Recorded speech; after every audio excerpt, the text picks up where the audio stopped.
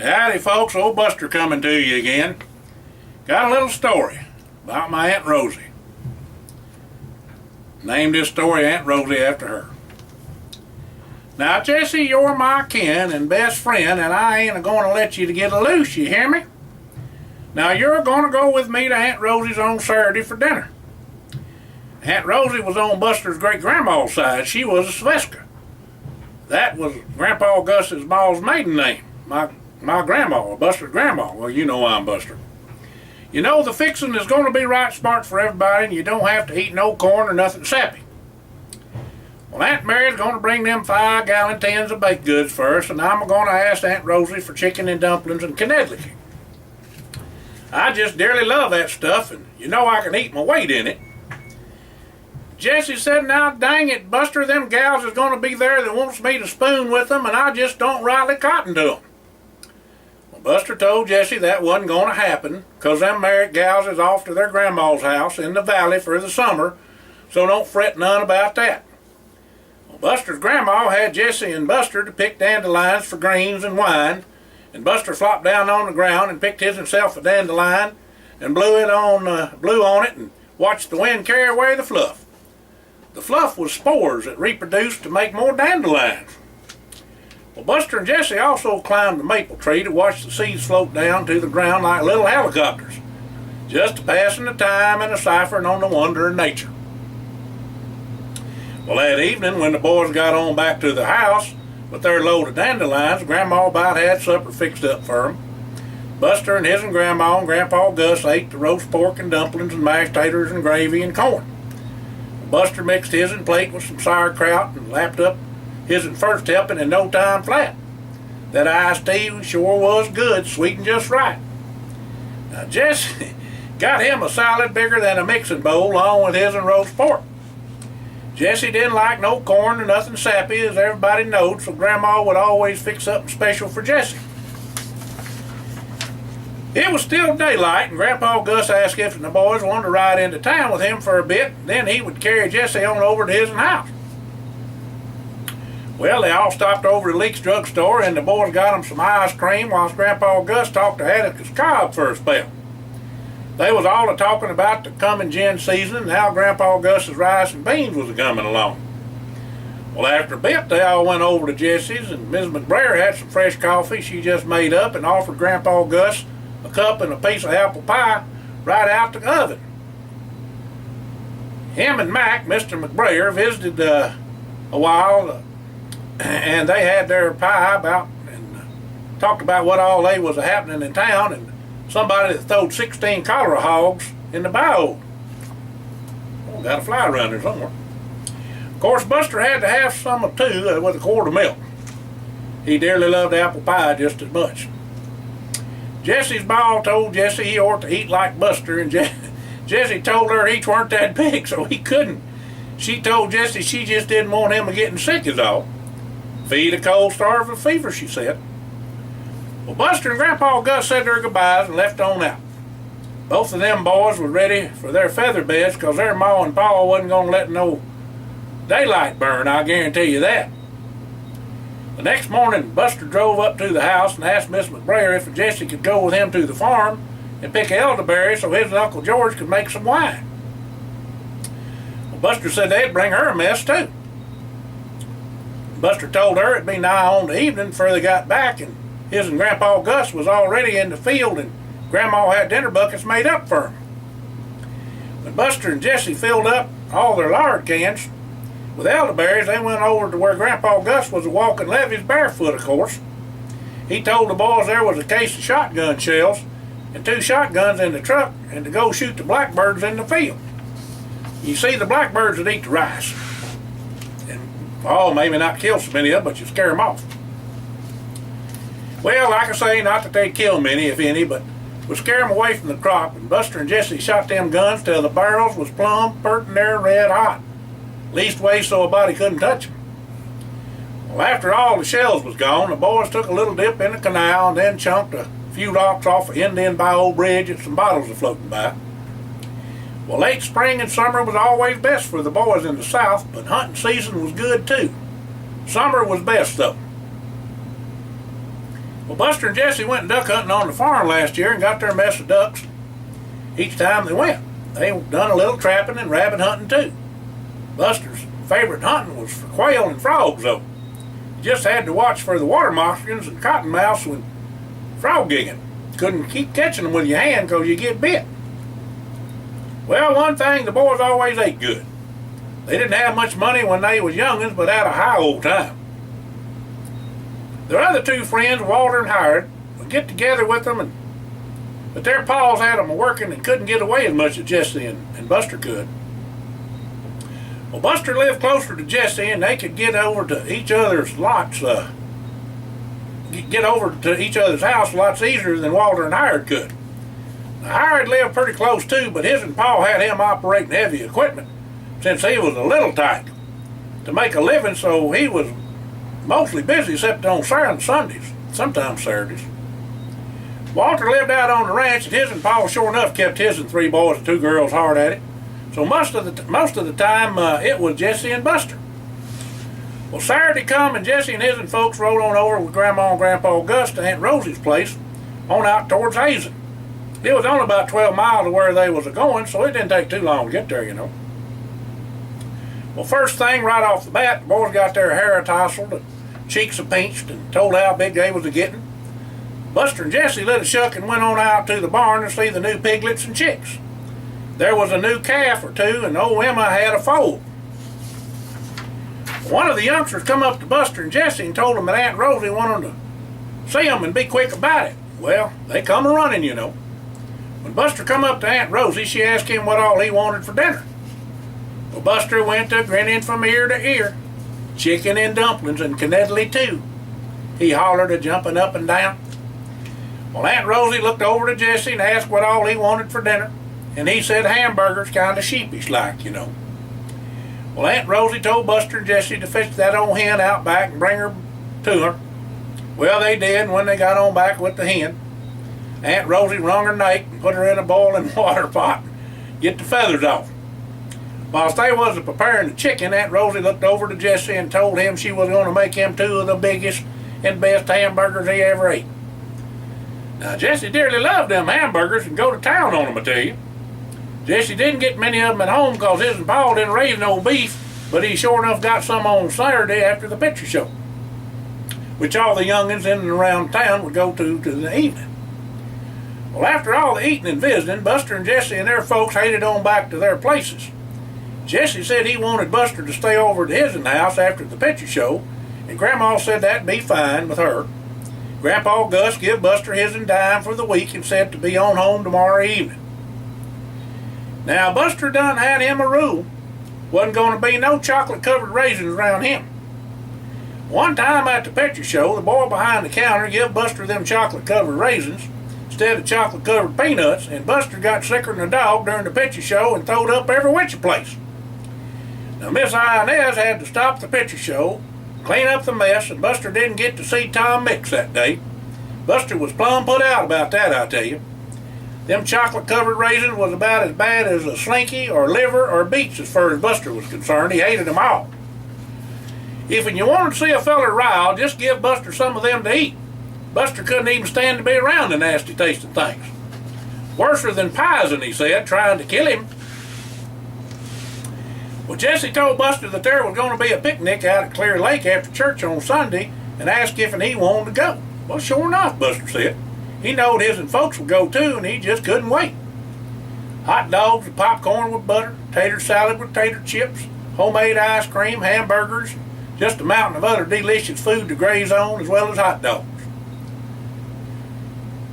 I think I said that, didn't I? Hog heaven was what that was, Buster told Jesse.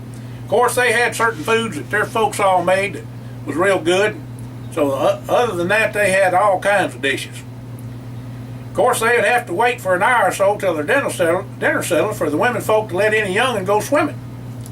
Last time Buster went a swimming, his and Mama was in from working at the airport with her friend Rita Patty that Grandma and Grandpa Gus raised for a spell. They all went to Peckerwood Lake, and Buster dove in and hit a rock. Buster busted open his and hey. Well, Buster's mama liked to have a conniption fit.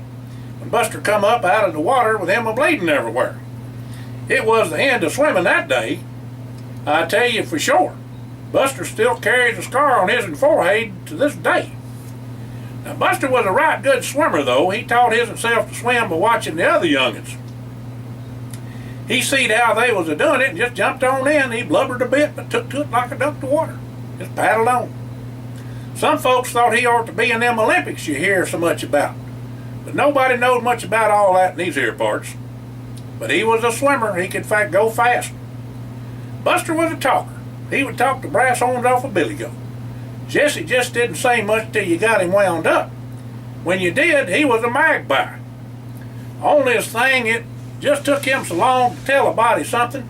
He was so slow a talking that you didn't know if he was beginning or ending and what all he was a-saying. Well, like was told, Jesse and Buster was two peas in a pod, a regular Mutt and Jeff, and where one went, the other went too. Now, when Jesse went off to Mississippi to visit his Uncle Rich, Buster just didn't know what to do with himself and always got into some kind of mischief when Jesse was gone. Telling on myself, Walter and Hired would call or get a loose every once in a while, and Buster could go over to their place, but they was a-working and couldn't do nothing much. Of course, the eating was good, but just wasn't no time for 'em to do nothing and have no fun or adventure. It got so bad Jesse's folks had to take Buster along with them too, 'cause he was fretting. Now there just wasn't going to be nobody to devil Jesse, man, woman, or child. Buster would be in their eyes like a coon, I tell you. Now old Buster would ball up on you and tell whoever was a-bothering Jesse to get on him, 'cause he dearly would love that, and when they got through with him, if and they could, then they could have words with Jesse. None never did. Now Buster's mama remarried, and Buster had a half-brother named Gary, but they wasn't close. Buster didn't see him none excepting when his mama come. Well, Buster did have two sisters, but Jesse had two sisters, but they pretty much stayed to themselves and about on their own, you know. Funny thing about when Jesse and Buster was growing up, and to this day, they would always seem to know what the other was thinking or going to say. Them boys was plumb stuck together like glue. Their folks just didn't know what all was going to happen when they got older. They just figured time would tell and they could deal with it then. As different as them two boys was, they was that much alike. Dangest thing you ever seen. Now that didn't mean them two didn't think a heap about Hired and Walter. It was just that they couldn't be around as much as Jesse could and Buster could. Now Jesse and Hired was more of in-town boys, where Buster and Walter was on the farm and ranch. Buster was just on the outskirts of town, where Walter was on 20th and Plum. That's 20 miles out of town and Plum and the Sticks. Each of them boys was right special to each other, and that's a fact. Well, Buster asked some fellers that come in third place at the Memphis and May barbecue cook-off to cook for a little party the local boys at the dryer throwed every year. Reason is that Grandpa Gus was part owner of the dryer, and Buster told him how good these fellers was, and it would be a real treat to put a lip lock on what all they'd cook up. Well, Buster had a special request for barbecue bologna. Well, Jesse wanted some hamburgers and Walter wanted ribs. Hired said he just had to have a brisket, and all of them told the boys that was a cooking to throw on whatever else they wanted. There sure enough was going to be a right smart of a crowd, I tell you. About like the crawdad boil and fish fry that was put on every year, and the duck supper too. Put on by the FFA and the Agri shop at the schoolhouse, and the Ducks Unlimited for the duck supper. The coon supper was in the fall of the year, and the politicians that was voted on, and the duck supper during the World Duck Calling Contest over in Stuttgart. There was always something to cook in summers, I tell you, and it was all good too. Now Mexican food wasn't found much back then, except when Walter's pa brung in some hired hands from the border for custom cutting he done during harvest season. Now, Walter would travel with his pa to all the grain producing states like Kansas, especially wheat growing states. That's how hard cash was made by his pa, and Walter and his brothers had to go along helping. Every once in a while they'd have some of them Mexican boys cook up some of their victuals and invite the boys and their folks over to supper. It was right tasty, but not quite like what all they's used to. Of course, the women folk made pies and homemade ice cream to cool them off some of that hot stuff them Mexican boys put in their food. Buster went and got Jesse, and they took off to the river bottoms to run. Whilst they was a-running, they see some of the boys from school that run track and run with them for a bit. Well, they come up on the razorback sow with Piglets, and she didn't take kindly with them boys around her youngins. She come a-charging after them, and the boys lit a shot. Now, Buster was real fast. Real fast. But Jesse sure could scoot, too. They went a-sailing by them track boys lickety-split and jumped a ravine and gully is what I'd call it, and clumb a tree to take in the sight. Them boys didn't quite make the gully and had to climb a cottonwood tree to get to safety. Jesse and Buster clumb down and got some clods and sticks and run off the sow and got the boys back on their way. Them track boys said they was going to stop for dinner off of the old logging road where one of their paws was awaiting and asked them if they wanted to eat with them. Well, that didn't take Buster long to tell them, heck yeah, I'm a-telling you. Well, the boys all run to where they was a-meeting up for dinner, and Wilton told his and Pa what done happened. Well, Matthew Wallace was Wilton's pa, and he had the grill fired up and hamburgers ready to cook.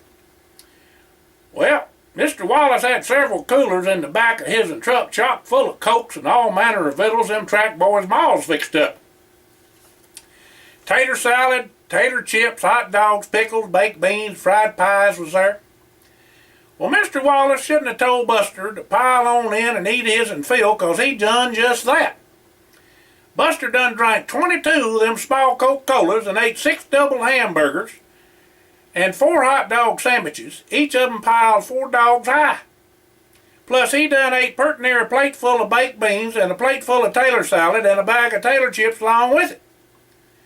Well, them boys and Mr. Wallace was plumb bumfuzzled over Buster's eating, I tell you.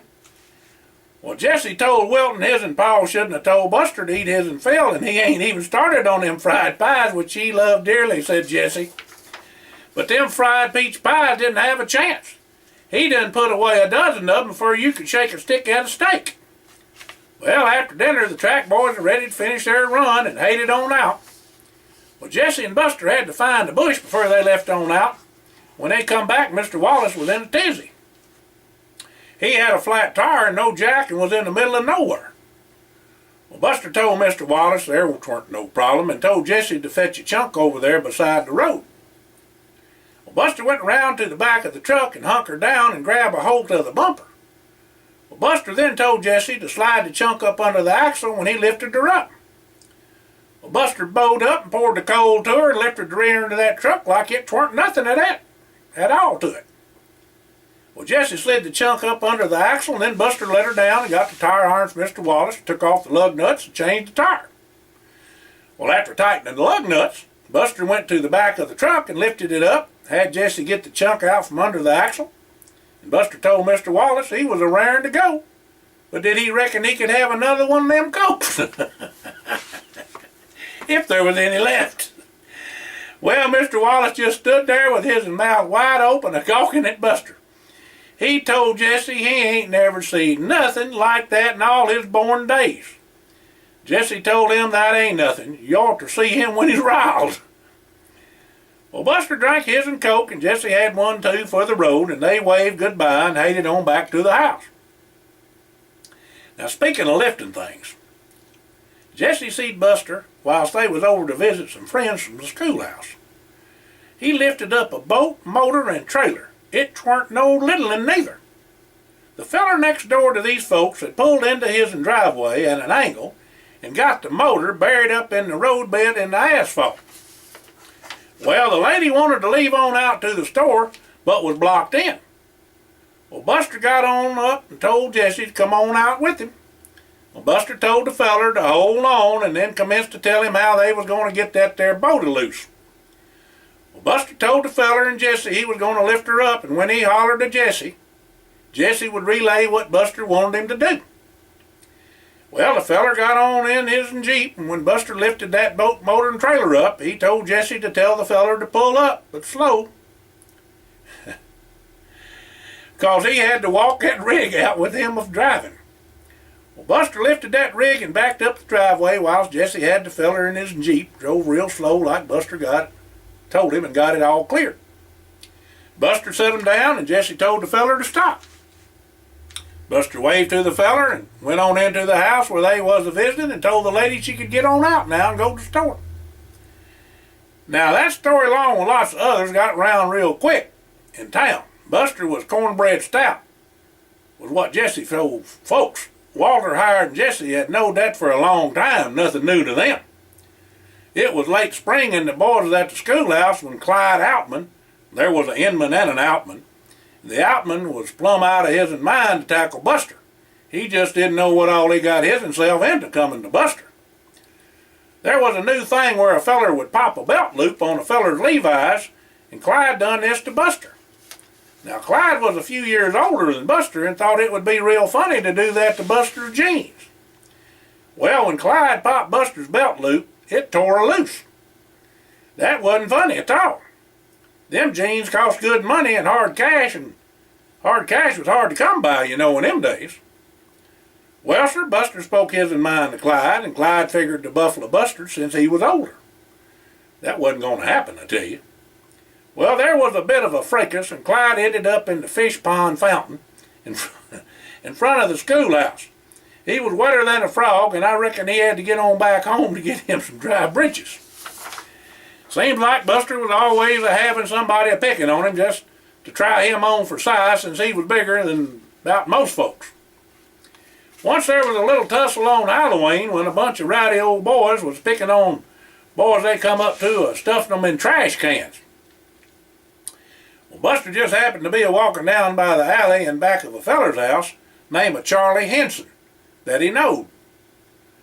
This here bunch of hooligans was trying to stuff old Charlie in a garbage can when Buster come up on him.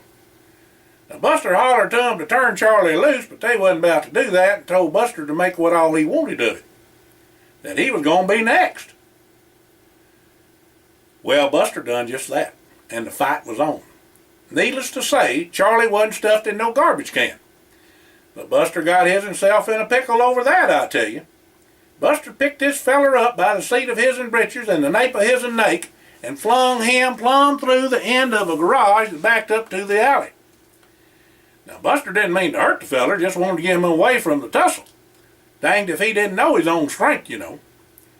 Well, Buster slung that feller and put his head plumb through them boards on that garage. Had to get the fire department to get the boy loose. When Jesse, Howard, and Walter found out Buster didn't come home for supper, they knowed something was wrong. They all went a-hunting for Buster and found him up in a favorite tree of his, and looking up at the stars, just a pieball looking as all get out.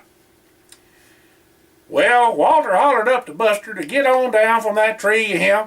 What you doing up there? Buster hollered back he wasn't going to come down right yet. He was a-thinking. Them other boys had hollered to Buster that they was going to get to the police and Buster was going to jail. Buster just had to figure out what all he was going to do about telling his Grandpa Gus and Mama about all this here before he could come on and go home. Well, all the boys climbed the tree and talked to Buster about what all happened. They told him he was just helping the feller that needed help, and if the other boy got hurt, it wasn't his doing.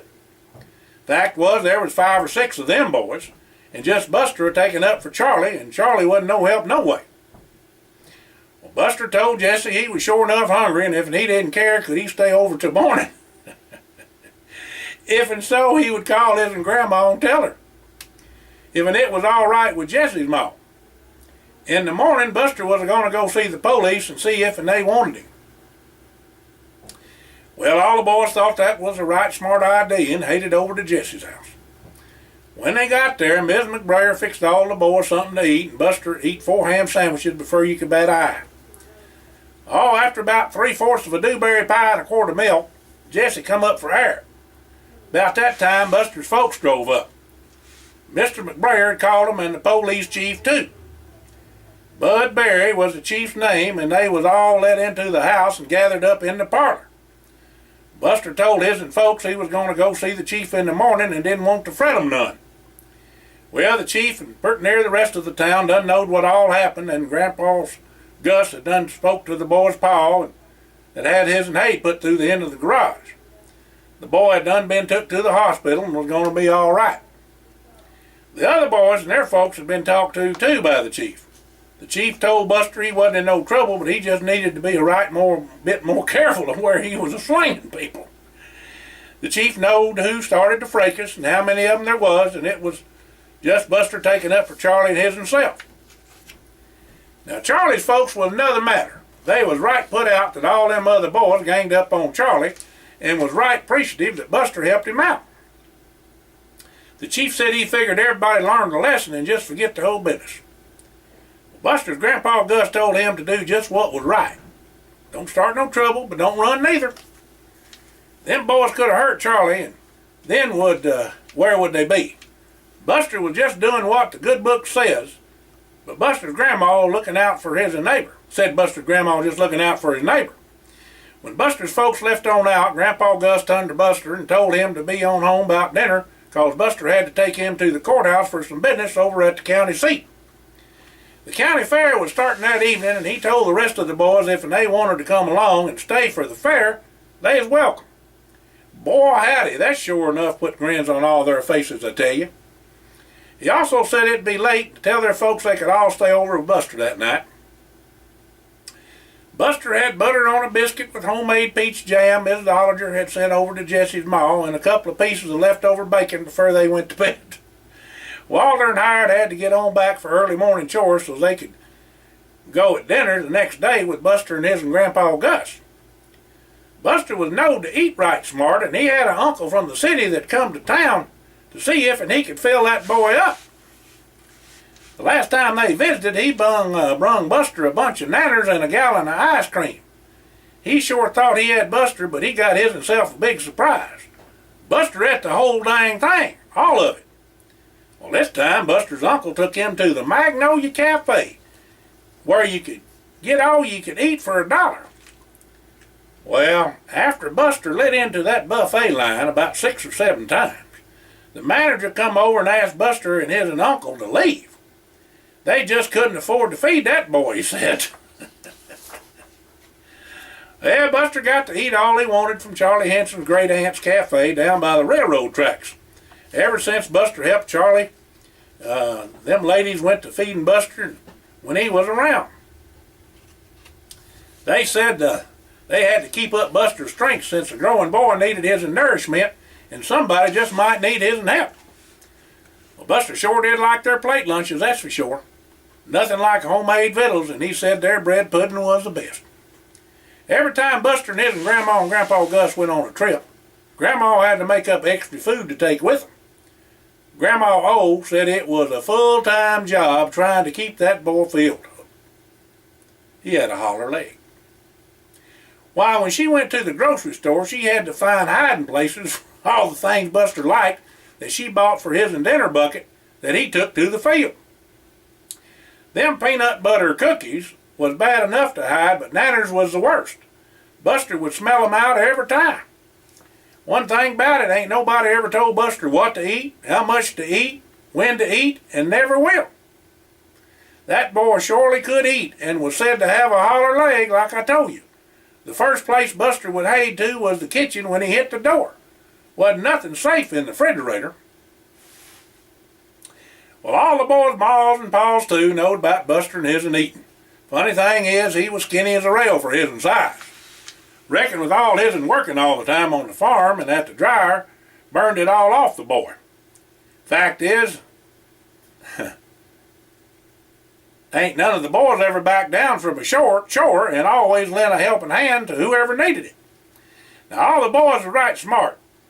Like has been told before this, when they hollered brains, the boys didn't think they was saying rain and run into the house. They sure enough had a passel of them, even though each one of them kind of settled into a role they was satisfied with. Each one of them was right comfortable in their own skins. Well, one Saturday the boys stopped at the pool hall on Main Street for a game of snooker and a hamburger. Now, the pool hall was a right famous place for hamburgers, and folks from miles around come to get them. All the farmers round about order them for their hired hands for dinner. Why, at dinner time, the line was so long you couldn't get to eat till near about 3 o'clock if you didn't put your order in ahead of time. Well, whilst the boys was shooting some snooker, Buster ordered up 4 hamburgers and a couple of 3 Cokes. Them in the little bottle.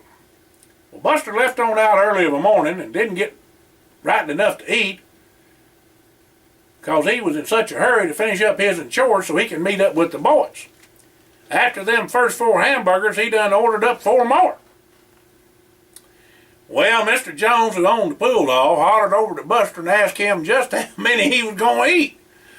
Mr. Jones said he was going to have to send out for some more meat if Buster wanted any more hamburgers, and would he go on and get a his and fill, because he didn't need no advertising on how good they was.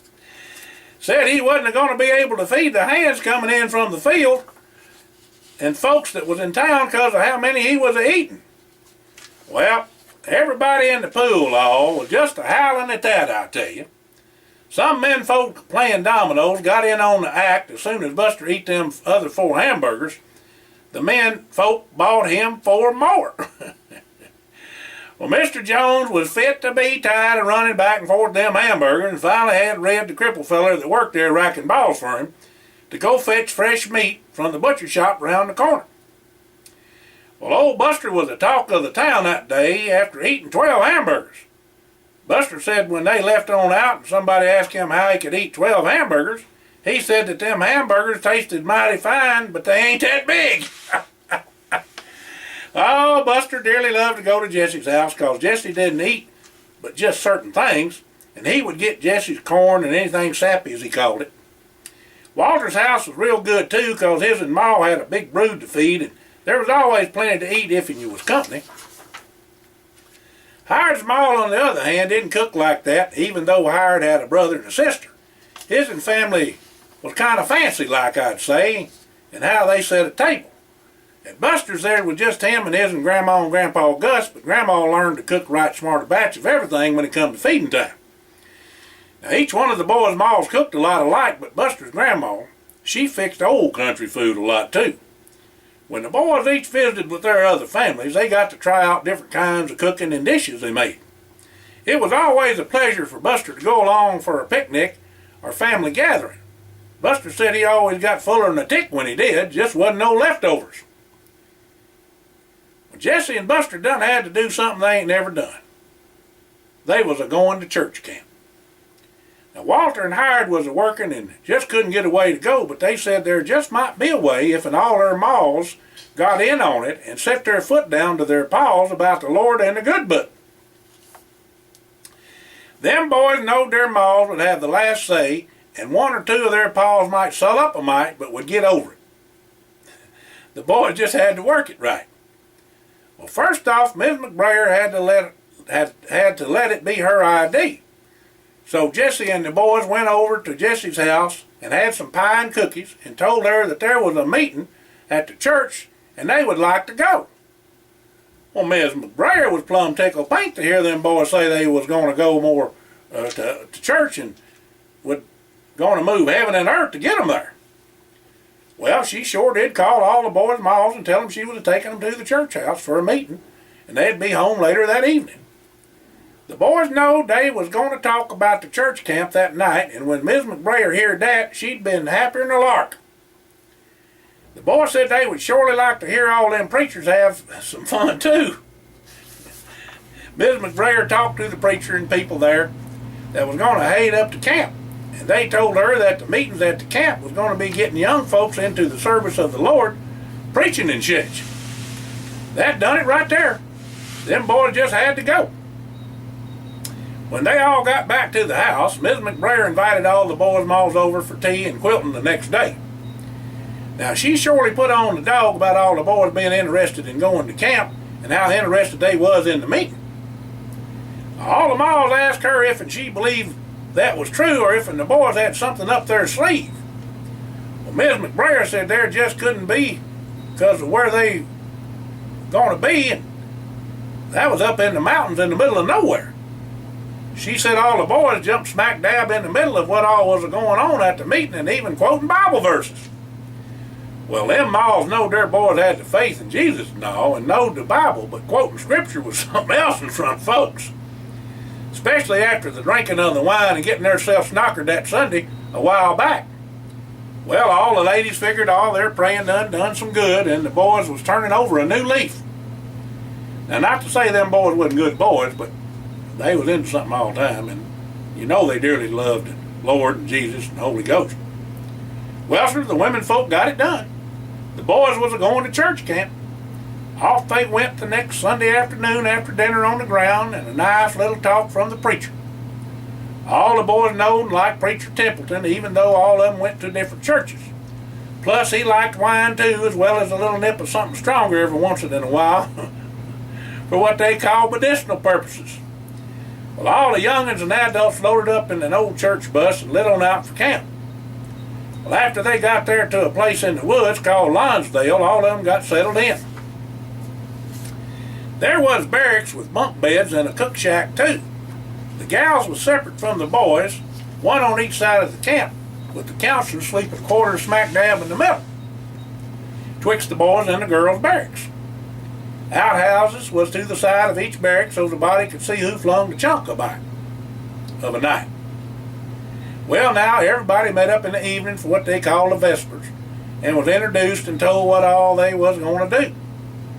There was a local boy in with the boys, and they hit it right off the bat. His name was Hubert Dixon, and he was a pretty good old boy. Trouble sure was a-coming. First off, they about caved in Buster, with Walter not far behind because of him not feeding him enough to keep a bird alive, he said.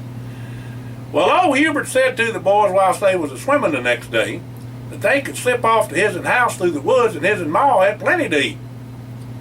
Well, now, they done just that. Hubert's ma was a real nice lady and whooped up some flapjacks and eggs with smoked bacon and grits to boot. Them boys lapped that up in a squinted, I tell you. Well, Buster and Walter got fuller than two ticks on a hog's back and reared back in a couple of chairs out in the front porch, whilst Hired and Jesse was still eating and visiting with Miss Dixon. Well, when the boys finished their eating and got their fill, Buster seen an old 55 Mercury sitting off to the side, and just happened to ask Hubert what he would have done with that there V8 just a sitting there. Well, Hubert told Buster she just wouldn't run too far without a quitting. Well, Buster told Walter and Hired to have a look-see with him and see if they couldn't get her to run. Well, after the boys piddled around with that Merc, they got her to purring like a kitten. Buster said to hop on in and they would take her for a spin. Well, she run like a scalded dog, I tell you. Well, Hubert said his and Pa had a new pickup truck, and the old Mercury was given to him so they could use it whilst they was at the camp if they wanted to. Well, Jesse said they sure couldn't let on about that there car and had to sneak on out if they went anywhere and would have to find a way of slipping out of camp without getting caught. Well, Hubert said he had just the ticket. He knowed them woods better than anybody and knowed all the trails. The boys stopped by a little store and stocked up on all manner of snacks and candy bars and such before they went on back to camp. They hid out to eat till dark and then brung them into the barracks. Word got out and the fellers and gals was all a-twitter trying to get some of them eats. The boys went back with them. Well, over the next few days, Buster and Jesse would slip out, followed by Walter and Hired, into the woods and meet up with Hubert and get the Mercury and head into town. Now, all the boys been driving by themselves since they was 9-year-old or even younger in some cases. So it weren't nothing new to them, but Buster was the driver. One night by the fireside, a gal sat down across Buster, and she was a looker for short. Her name was Bubbles. Well, Bubbles and Buster hit it right off from the start, and her girlfriends took up with the rest of the boys. All of them began to sneak out and take that Mercury to town and to paint it red. They'd go to the picture show or to the ice cream parlor and then ease on back to the camp. Well, one night it got late, but Buster was hungry, and him and the boys stopped at a little diner before heading on back to camp.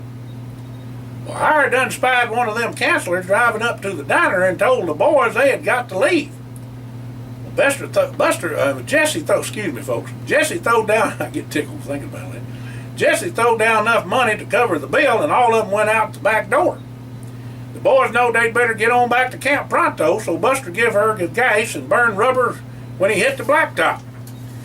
Well, it just so happened the police car seen Buster do that, and the chase was on.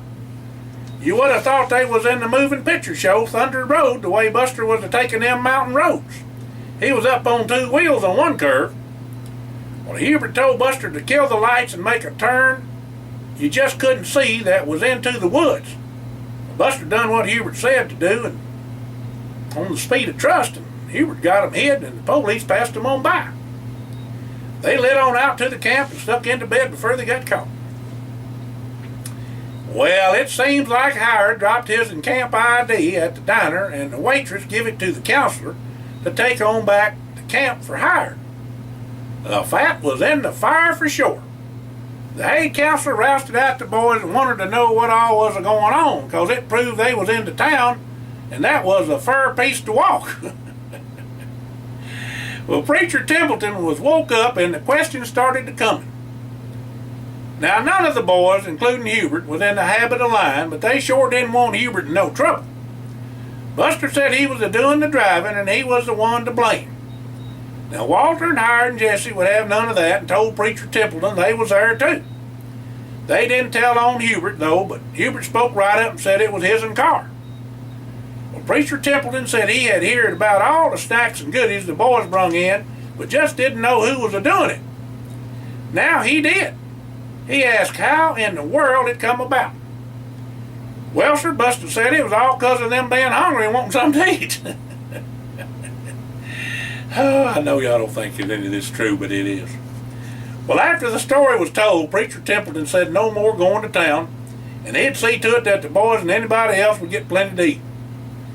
The boys had to be scolded and all, and their folks called, but learning all them Bible verses was the hardest thing for them to do. Well, Howard and Walter had a devil of a time reciting theirs, but Jesse and Buster did just fine and had to help out Howard and Walter with theirs. Now, when the boys' balls went to pick up the boys when they got on back, there was heck to pay. The only thing that saved them was that a young'un was swimming out and see the snake and got scared and run off and tripped and fell and broke her arm. Bone come right through the skin. The boys was talking to the gals when Bubbles hollered out to help the little gal. Well, Jesse and Howard used their scout training and first aid, and Buster and Walter lit out to get to Mercury. Well, Hubert took them on an old logging road right on up about where the little gal fell down, and the boys put her in the back seat of the car and headed to town with her to the doctor. Well, Bubbles and the gals run and told Preacher Templeton what done happened, and that Buster and the boys rushed the little gal to the doctor in town. Well, after all was said and done, the little gal's ma said how much she appreciated the boys helping her little gal, and told that all the boys' ma's and Preacher Templeton and that too. Now, the boys was heroes, but not out of the woods yet. The next Sunday, the boys had to recite Bible verses in church on Sunday morning and night, and Wednesday evening too, to show what all they learned at camp. Oh, guess what? The boys was made counselors the next year at camp. Now, don't that beat all? The boys went to camp about every year till they got out of high school and always had a story. Them young'uns that come to camp could never get nothing on them boys, that's for sure. They knowed all the tricks. Seems like eating was always in the middle of whatever the boys was a-doing. After camp that first year, harvest come in a bit early, and everybody had a bumper crop, a barn dance, and a feed was put on for the families of the little country community of Slovak where Aunt Rosie lived. She was the matriarch of the Catholic Church there, and that's when the finest feast you ever seen was put on. The boys invited Hubert and his folks to come on too, and they had a weekend of purity fun. Now, Bubbles and them other gals were just friends, like they was fun to get to know, but the boys never seen them again. They is still friends with Hubert, though, and the boys' folks keep in touch right often. One day when Buster and the boys was all growed up, a feller drove up to Buster's house with a car pulling in behind him. Buster went out to see who all it was that come to visit, and lo and behold, it was Hubert. He was doing right well, because the natural gas was found on his folks' place, and Southern Natural Gas, where Jesse's pa worked, made him a millionaire. Hubert had the old Mercury restored and brung it to Buster because he knowed how much he loved that Mercury V8. Buster's eyes rolled back like window shades when Hubert tossed him the keys. Over the years, they always spoke of the fun and good times at their first year of camp in that Mercury. Buster was plumb tongue-tied for sure and hugged old Hubert, blubbered how much it meant to him to have that old Mercury V8. Hubert and his cousin stayed the night, and Buster and Hired picked up the other boys, and the Queen had come in for the day to visit with Hubert and the Mercury. They all had a good time of reliving the memories and then went on out to get something to eat. The best restaurant in the state was downtown where they went to eat. You could get all a body wanted to eat there, and they knowed the owners. It was the boys. Place was called Rosie's. Have a blessed day, folks. Hope you enjoyed the story.